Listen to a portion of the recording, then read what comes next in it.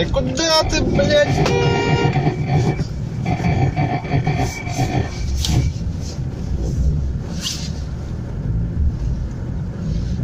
Вот, блядь, слов нету.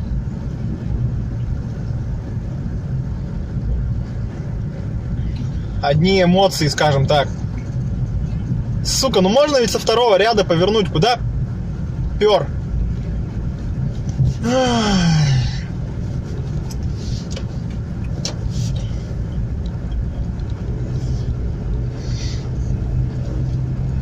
Подъезжаем к хозбазе. Очень мне нравится вот этот перекресток и следующий, потому что повесили знак движения по полосам. А вот сейчас мы к нему подъезжаем сверху, не знаю, камера словит его, не словит, ага, видно. Правая и средняя полоса только прямо. Бесит, когда слева, сука, умники начинают переть прямо. Конечно же, там впереди после перекрестка полосы всего две, и они начинают влазить сюда, в твой ряд.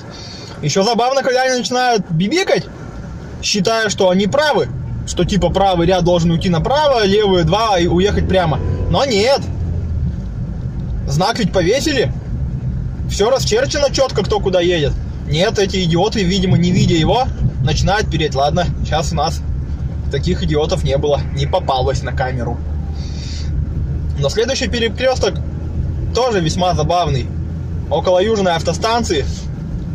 Сейчас мы к нему будем подъезжать. Обязательно найдется какое-нибудь чудило.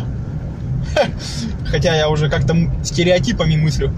Но почти всегда, когда я езжу тут домой, вернее из дома в город, почти всегда находится несколько умников, которые с левого ряда также прут прямо. Хотя будет сейчас, увидим, знак висеть, движение по полосам, который указывает, что левая полоса только налево, на Маяковского.